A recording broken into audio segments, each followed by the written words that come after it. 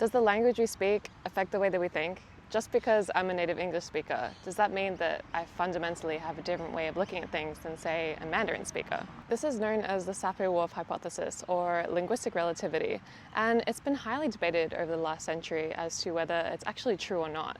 And it can be a bit of a chicken or the egg scenario, in which is it the language that actually shapes how we view the world, or the other way around, where is it our perception of the world and experiences and culture that actually shapes how we use language and how language is formed? I would argue a bit of both, but let me get into my thoughts on why.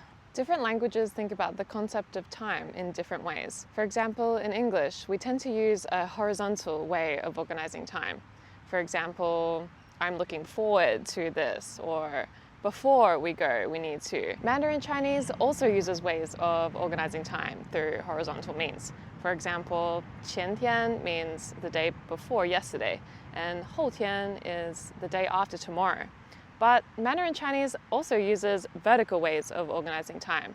For example, 上个月, which means last month, and 下个月, which means next month. So 上 in this example means on top, and 下means below. Does this difference in how Chinese speakers perceive time fundamentally affect how they go through life or how they perceive the world? Maybe, maybe not. Or maybe they're just more accustomed to reading a calendar. Now, a more convincing example of how language can actually affect how we think about certain things is medical terminology.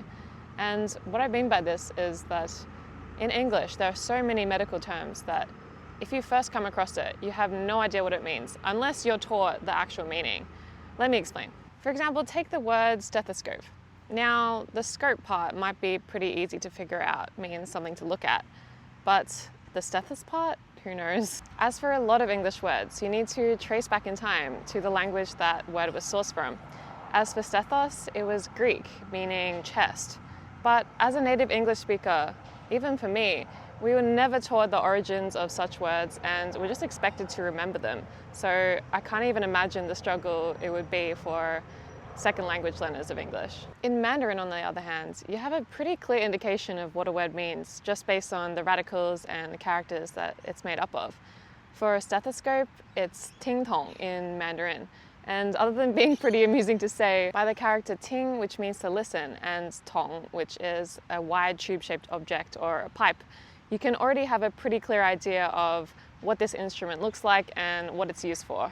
Another example is the word diabetes. Now, I can bet you a lot of English speakers probably don't even know what this disease involves, but the Chinese equivalent, 糖尿病, gives you a massive hint. 糖 means sugar, 尿 means urine, and 病 means illness. When you combine them together, it indicates a disease where there's a high sugar in your urine, which is a common symptom of diabetes. Compare this to the English root of the word, which combines both Greek and Latin expressions, which I've never even heard of, and I'm not going to try to pronounce. I hope you haven't got lost in my ramble here, but the point is, I feel like Chinese speakers have such a deeper understanding of medical terminology just based on how the language is structured, and may actually influence how they think about certain illnesses and diseases based on this deeper understanding that the language gives. Now, what about as someone learning a second language? Does learning a second language actually alter the way that you think or who you are as a person? For the most part, I do feel like my personality is pretty much the same, but learning Mandarin Chinese has made my thinking a bit more complex and multifaceted.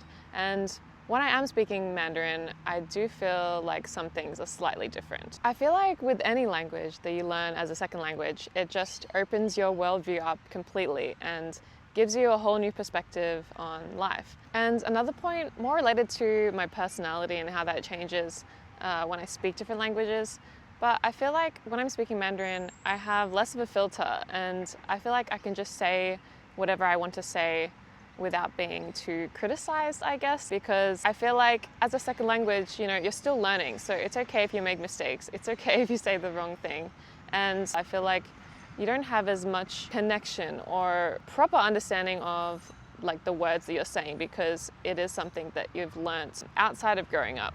So that's also probably another reason why it's easier just to spill whatever you have on your mind out there and not have to worry about it too much. I guess as well, like learning a second language, you really want to make the most of practicing and using it in everyday life.